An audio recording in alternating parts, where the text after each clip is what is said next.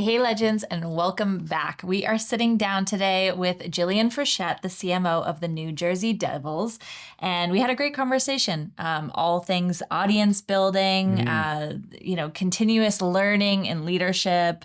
As well as just how to stand your ground and be determined amidst a stream of nearly non-stop change. How do you win in a world that is moving so fast? How do you be a challenger brand and really own that and take care of your fans first? That's right.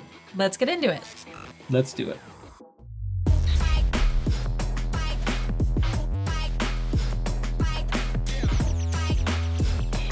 I feel like I've known you longer than I've actually worked in marketing, which isn't true, but that's just my impression of it.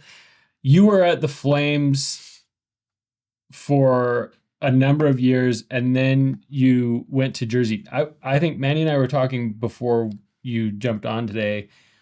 What was that decision like? Like, what was it that made you want to take the opportunity with the New Jersey Devils, or what was it like to just change teams? We could spend a whole 30 minutes on this, so you can cut me off at any point. But essentially, I was with Nike in Toronto, and I worked in sports marketing clearly because it was Nike. I had a really fun portfolio. I had women's running, I had an Olympic piece, and men's basketball. And my husband got this weird job description that was sitting on his desk. And I read it and I'm like, this looks really cool. And he's like, yeah, but it's in Calgary. I'm like, yeah, but it looks really cool. So we actually made the jump to come, the big move, the decision point to go from Toronto to Calgary. And I land eventually with the Calgary Flames. And they're in that building point, purchasing teams, including the Stampeders and the Roughnecks.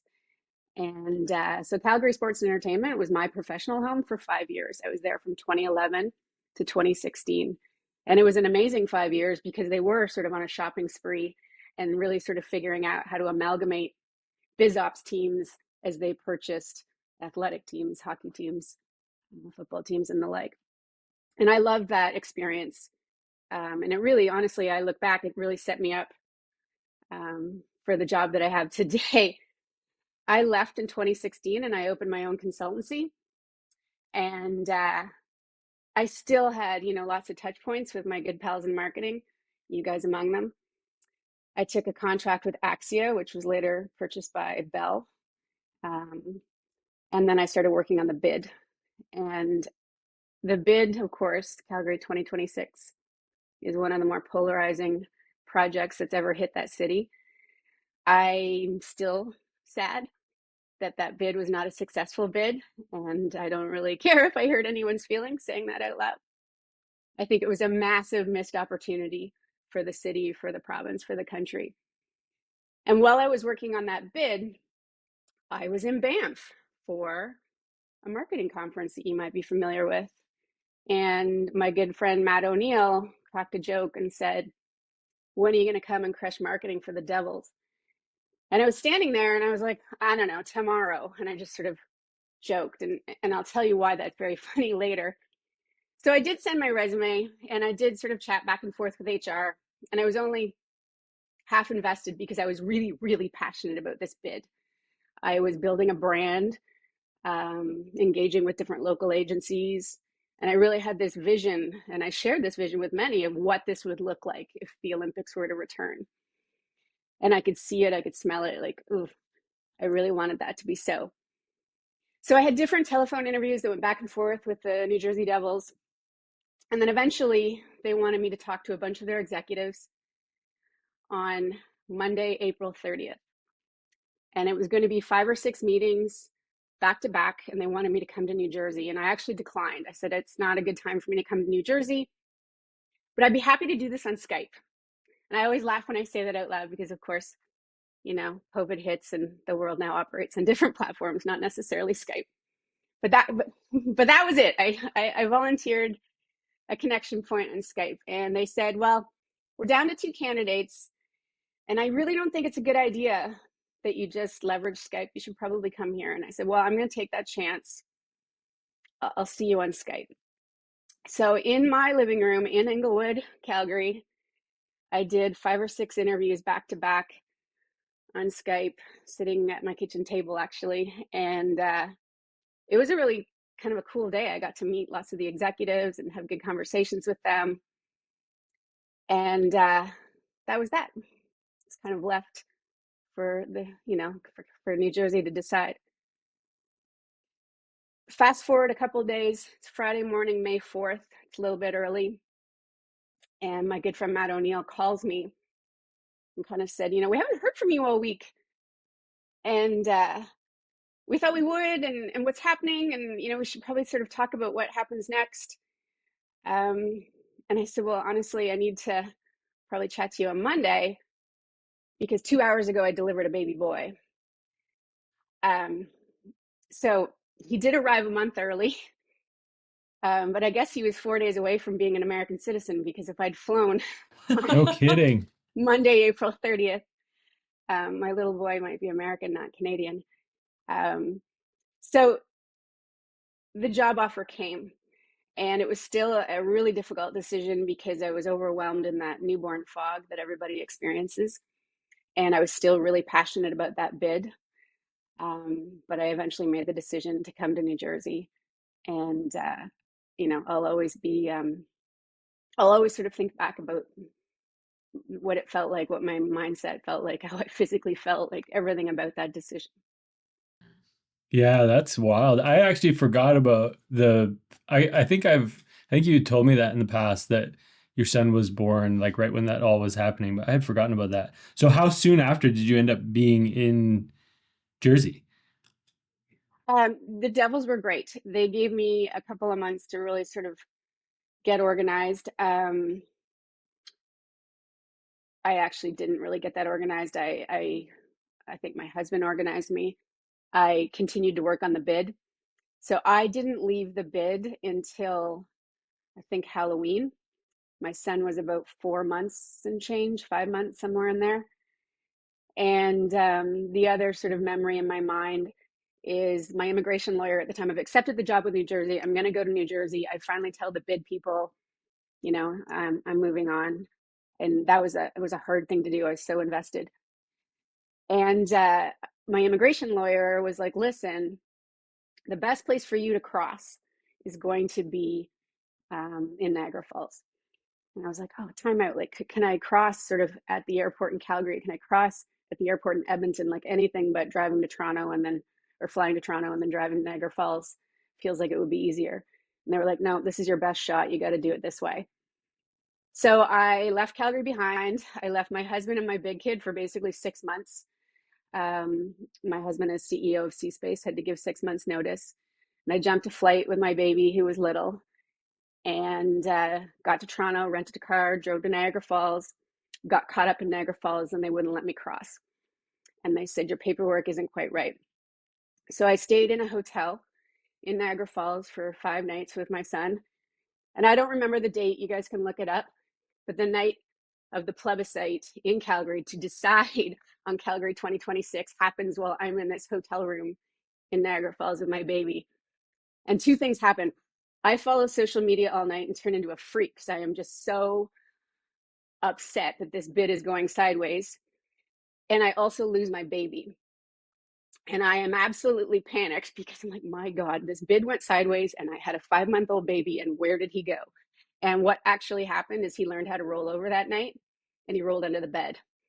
But when you're in this craze, watching social media and just flipping out about months and months and years of work that just isn't going to come to fruition, then all of a sudden you look around and I hear this tiny little giggle, and then I peek under the bed and there's my infant son. He's just learned how to roll over in the throes of the plebiscite.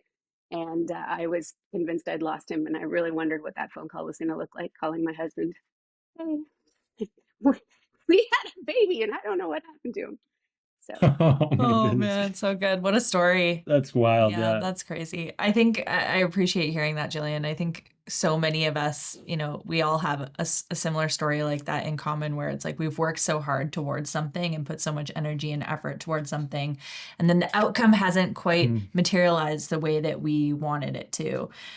You were going through a season of a lot of change, changing cities, taking on a new identity, becoming a mom, changing roles, and faced with this, overcoming. I'm curious for you, like if you could share a little bit about how that felt, and what you did to really reset your mindset and let yourself start over.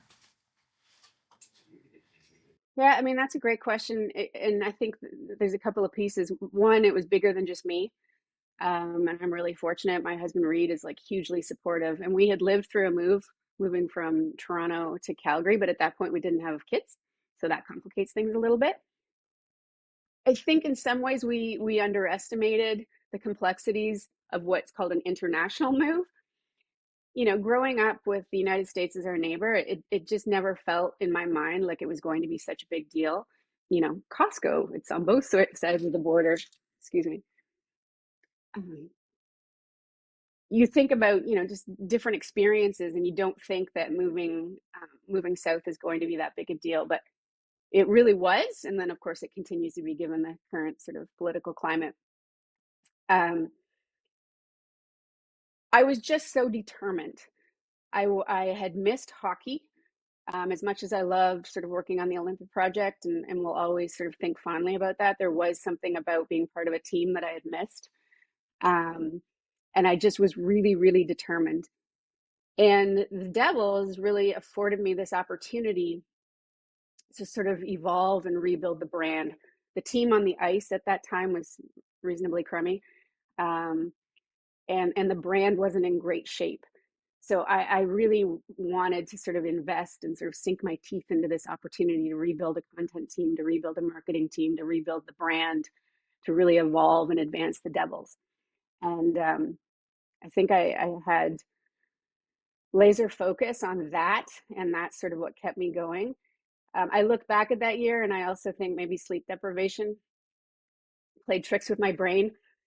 I have two kids, and the first one, of course, slept no issues, and Owen can relate. And then the second one is the younger one, and he woke up every 55 minutes. Um, and I was living with him in a condo by myself, so I think the sleep deprivation probably like messed with me. And I had to just sort of focus in on that one thing, and that one thing is I was very determined to sort of see the brand through. Yeah, it's interesting.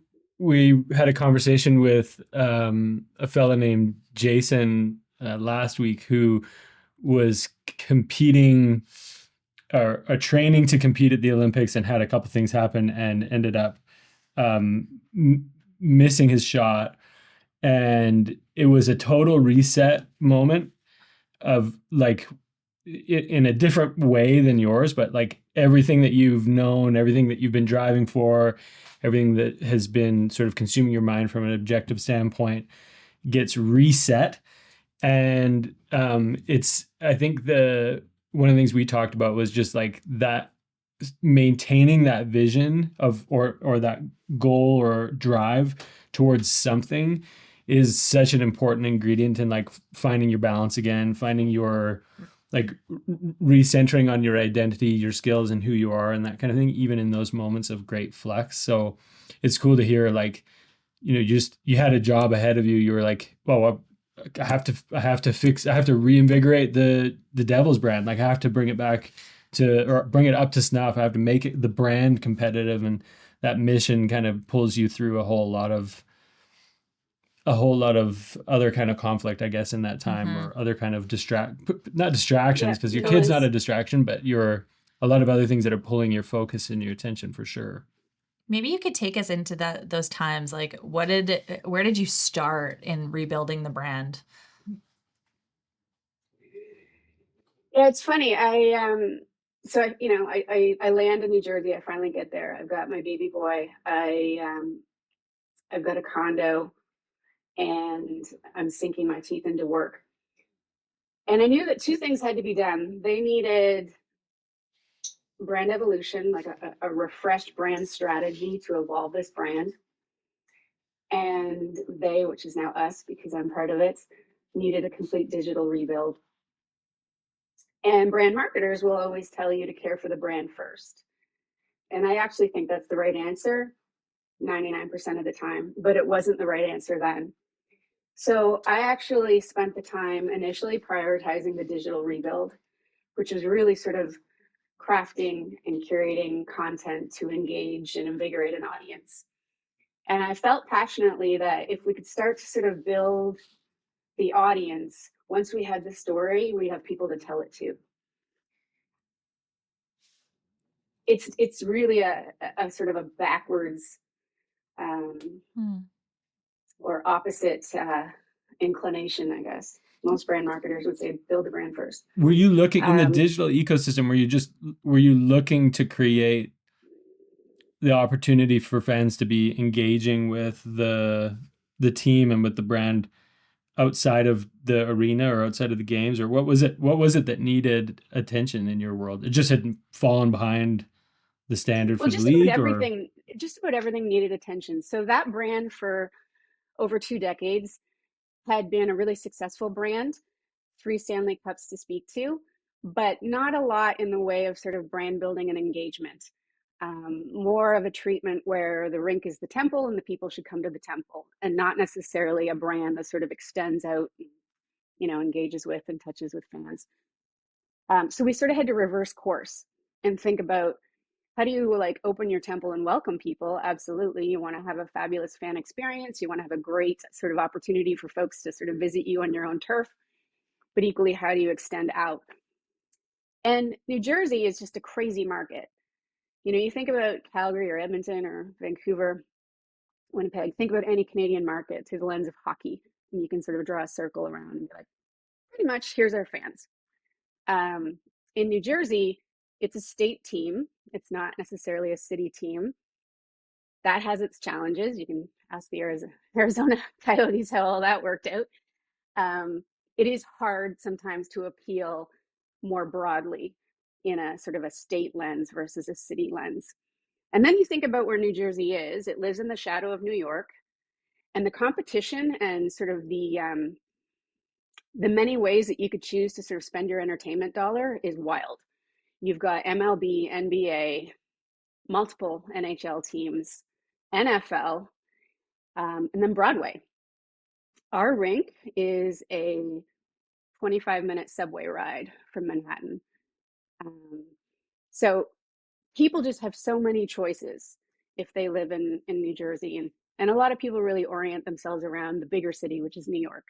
That changed post-COVID, but at the time, New York was sort of like the big spot. The other challenging thing for us as a brand is there's a lot of teams that practice and play in New Jersey, but call themselves New York. We are the only state team in New Jersey that identifies as New Jersey. New York Jets, New York Giants, New York Red Bulls.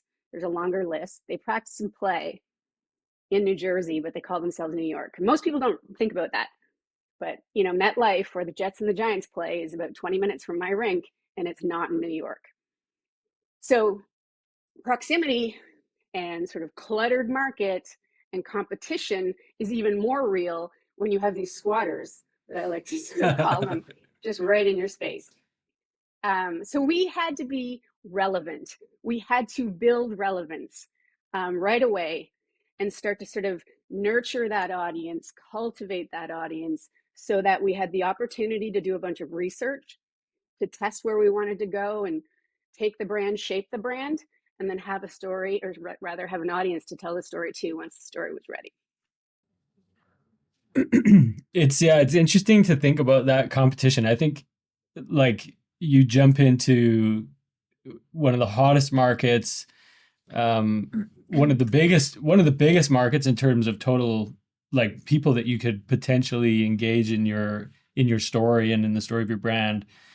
But you're not just competing against other sports properties. To your point, you're competing against all of these different experiences. And I think that that's something that's true of maybe like every marketer is experiencing that now, as like the overwhelming amount of access and choice that consumers have. Like, so what did you do to stand out amongst that noise? Because I feel like there's a lesson there for just about any marketer. Totally.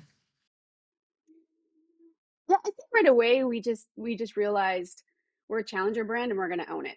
Hmm. Not everybody wants to identify as a challenger brand, but we right away we were like, there's no question. There is clutter, there's competition, and there's challenge. So we are a challenger brand and we're going to own it. And we started to experiment with sort of our tone and voice, being a little bit saucy, a little bit edgy, trying to sort of sort through sort of who we were and what we were. As we're building sort of this digital presence and this social audience, we had the opportunity for a bit of experimentation. So that was a really sort of important growth phase for us. And we started to really think through what we were going to do, what we were going to establish as a brand, as a North Star. We did some digital research, a digital survey. We found out overwhelmingly the respondents to this survey felt, the majority of the respondents felt that the New Jersey Devils were a really important brand of the state of New Jersey. Equally, those same respondents felt that they lacked a personal connection with the New Jersey Devils brand. So that's like bad news and good news all in a sentence. The bad news is people don't feel connected to your brand. So you've got to ask yourself sort of 50 questions why and how. The good news is you've got this huge opportunity to think about how to connect. And so we did that in a non-traditional way. We really just sort of felt, all right, we're going to be a challenger brand. That's what we are. We're not going to fight that. And we're just going to embrace marketing this team in a non-traditional market in a non-traditional way. And we looked for sort of what that North Star could be and should be. We admired Minnesota with State of Hockey, sort of this big sort of umbrella strategy of which all of their things laddered up to. They had, at that time had been in market with that for about 20, 21 years. We certainly admired the Red Wings, Original Six, Hockey Town, pretty consistent brand. We looked at the Raptors and, you know, they had a moment. They continue to be a strong brand with We the North. And we thought, what can we do? How do we appeal to our audience and not sort of like rush in and out of market every fall with a new hashtag and a new seasonal story? How do we start to really build equity and affinity in a consistent way? And so we eventually launch a soft launch, I would say, this brand identity campaign called Made in Jersey. And it's all about the mindset and the attitude, and it's actually not sweaty at all.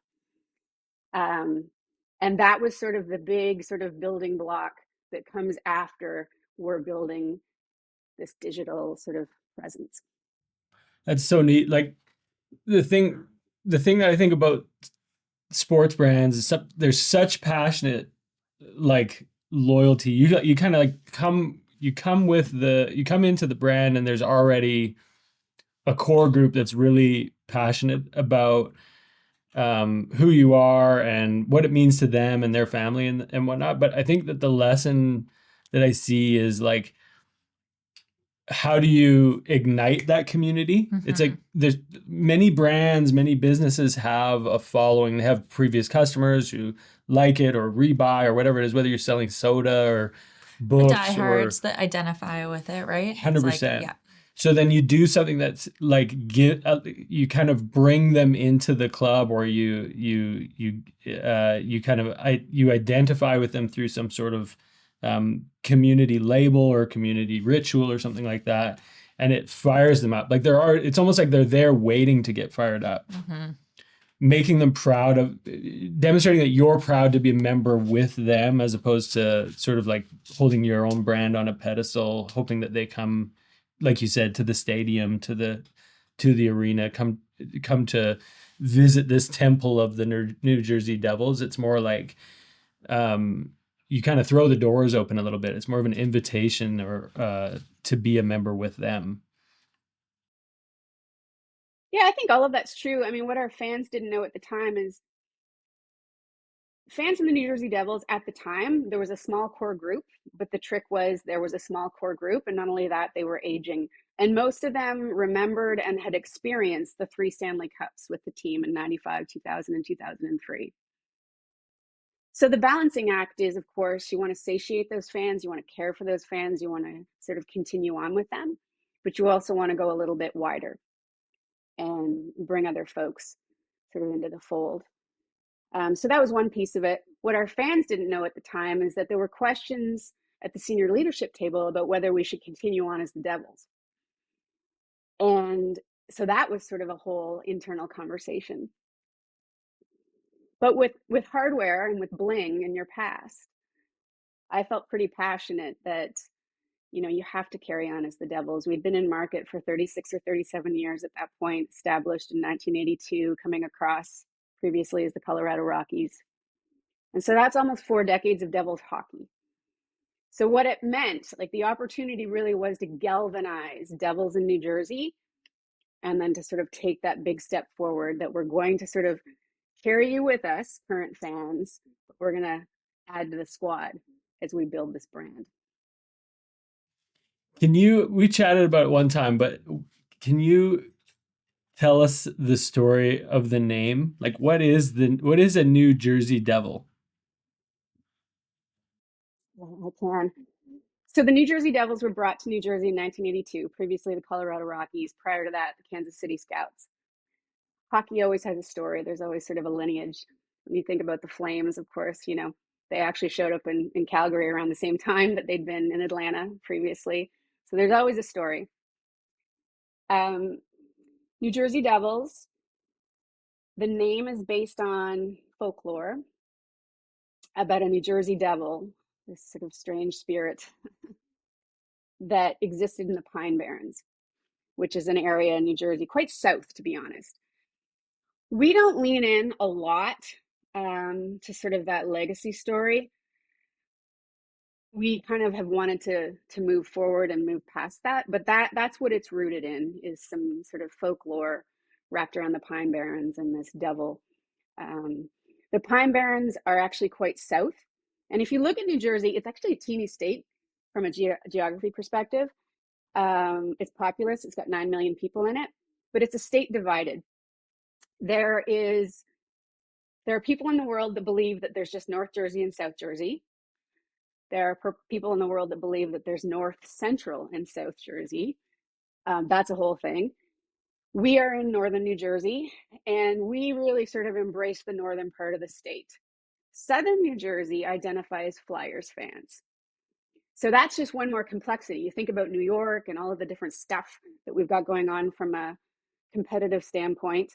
And then our state's kind of split. The southern half of New Jersey identifies more orange than red. And the Pine Barrens are actually located in southern New Jersey. So we acknowledge it. We talk about it a little bit, but we don't. We're not forward with that story. We think more about sort of who we are moving forward and the Made in Jersey sort of mindset and mantra. Tell us a little bit about obviously the shift from audience first, but now fan first. I'm curious how you continue to build this fan first experience. I mean, again, you can't change the score. The scoreboard is not always in your favor. Getting people into the arena, tell us a little bit about that. Like, how do you really enrich and elevate that experience for fans, whether you're winning or not? Yeah, I mean, it's really interesting because I'm in my 7th season. Every time my son has a birthday, I know how long I've been here. He's about to turn 7. I'm in my 7th season, and the first probably 4 or 5, almost 6, were tough years on the ice. And so each league, gets bigger and more competitive every year, it seems. And there's only ever going to be one Stanley Cup. Whatever trophy wrapped around your sports league. And so you have to be, really prepared for the years that you're going to be either crummy or mediocre or, not quite right, not quite there.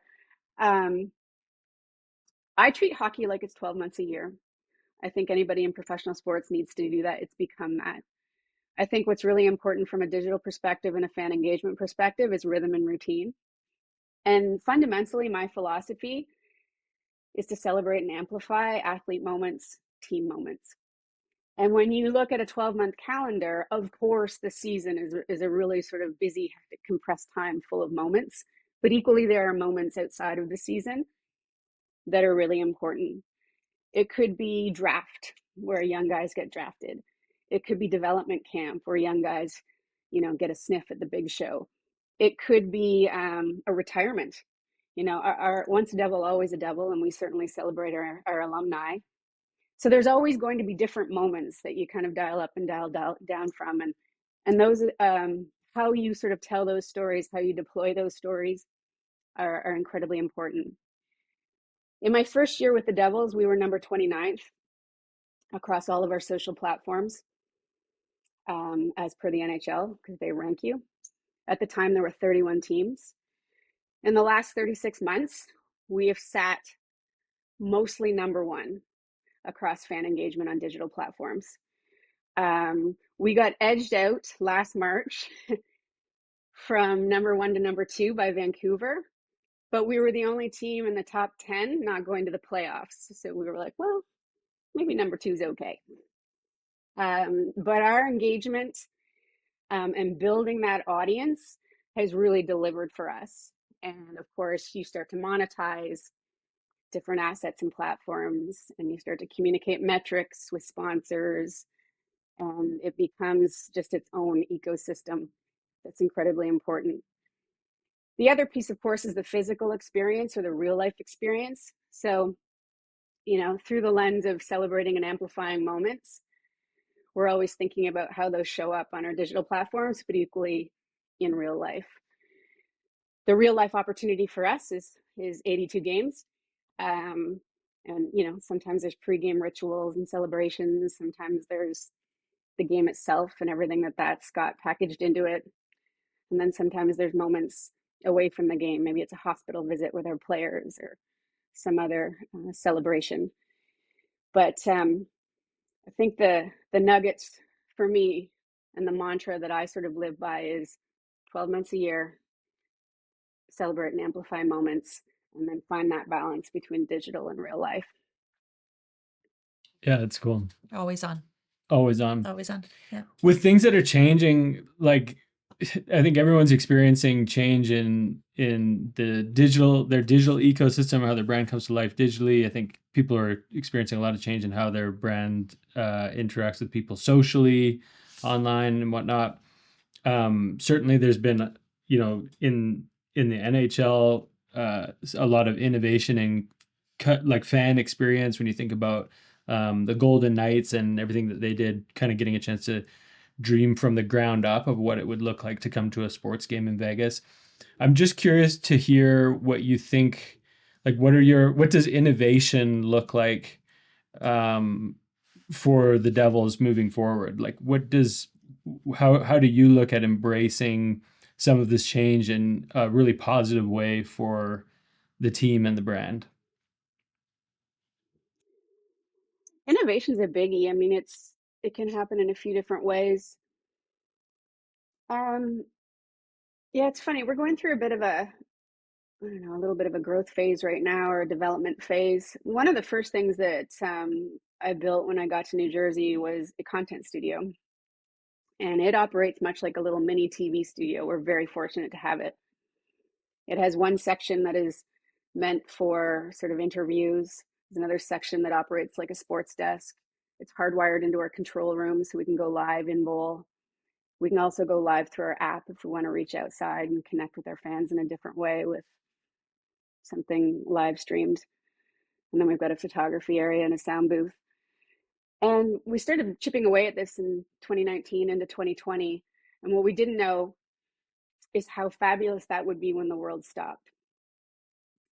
And what a competitive advantage it was for us to have this creative hub that we could immediately go live on our website and our app with all kinds of different hockey programming through COVID.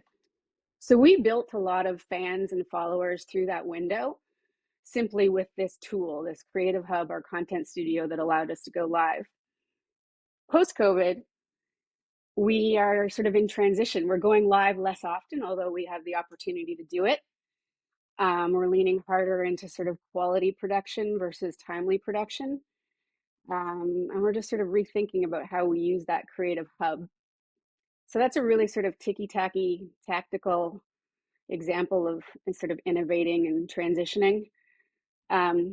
Innovation on a broader level, we did a little deep dive about a month or so ago, and we realized that we have 10 vendors that we rely on heavily daily, all of which leverage AI to deliver on the service that we purchase or rely on them for.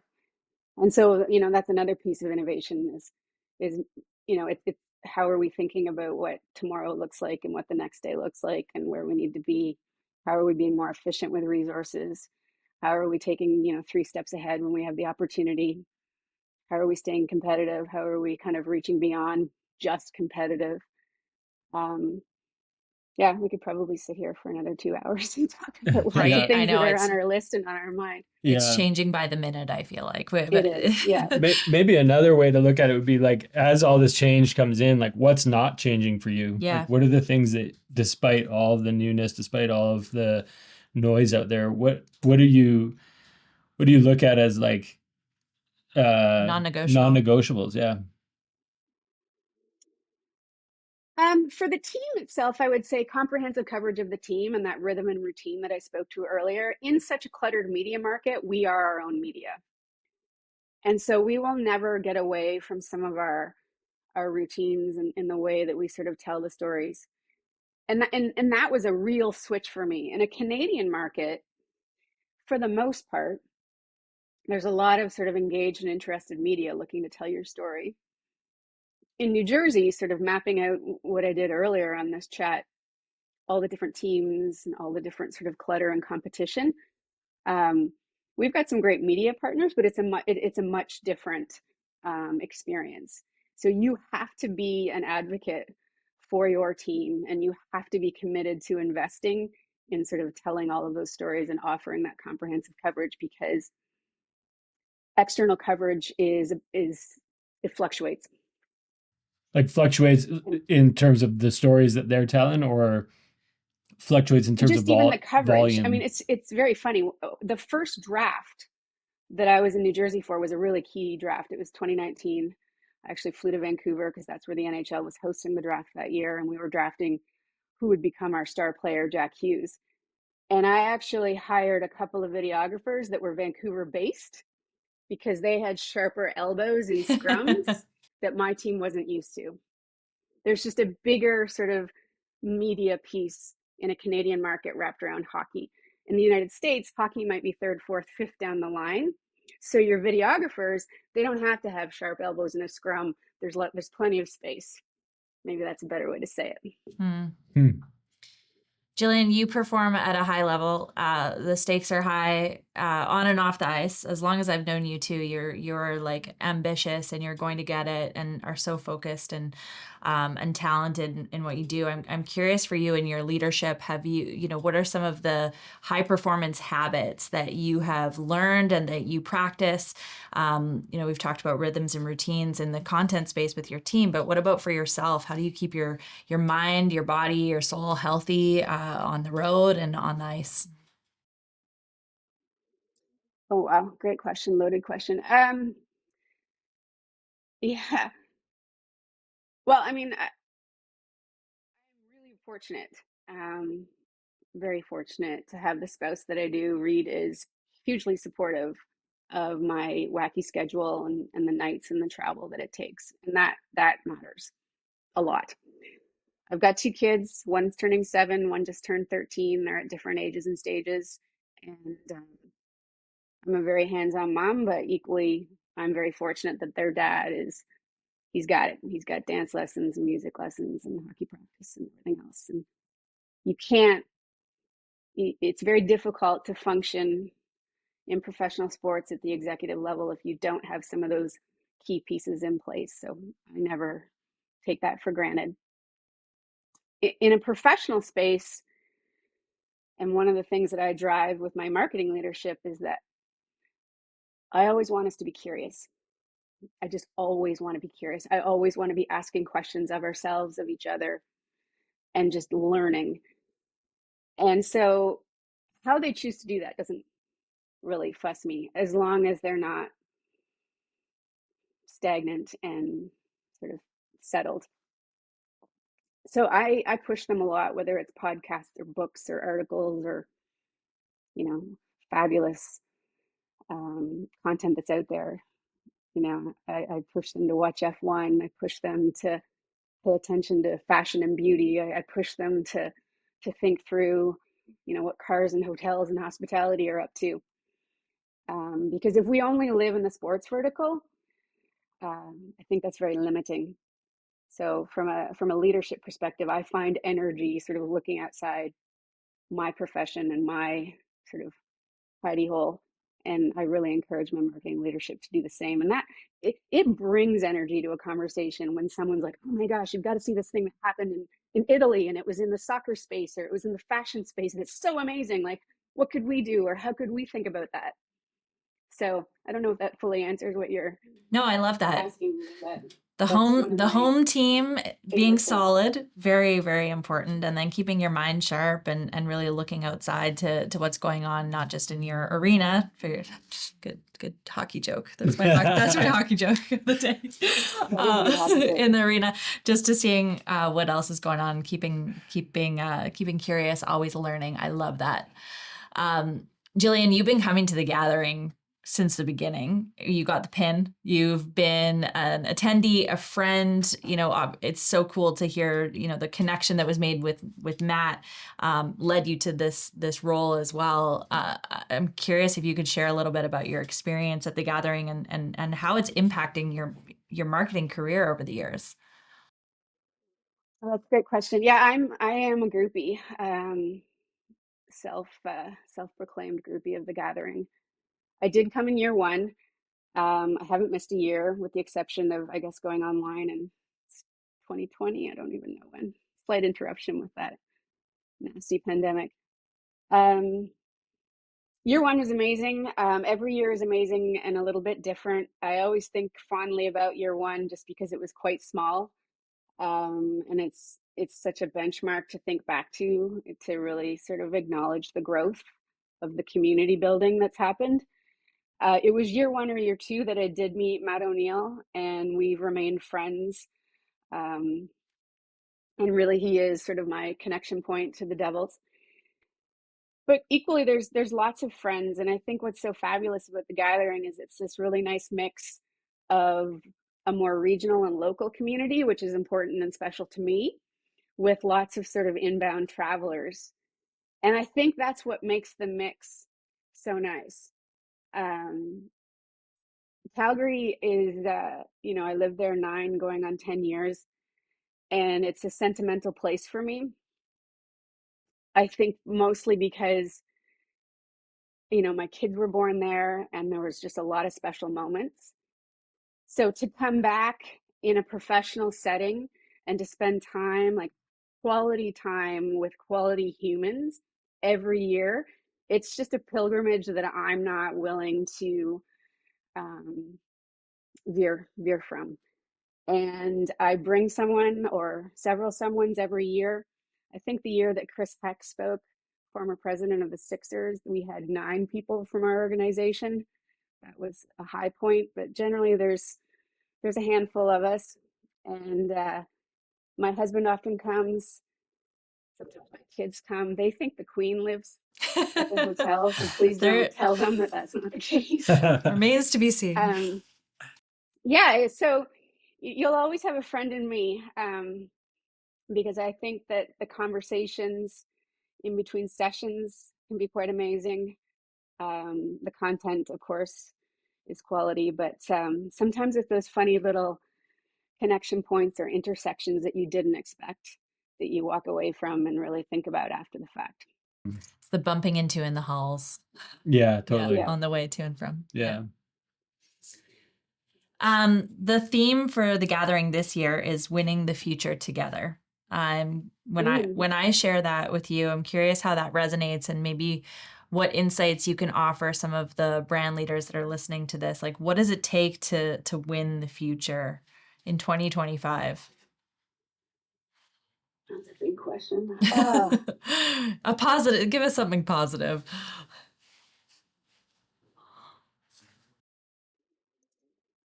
Win the future in 2025. I'll go back to sort of the beginning of our conversation. Like, what led me to New Jersey was sort of determination. And I think that winning the future in 2025 and beyond is going to be equal parts determination and focus.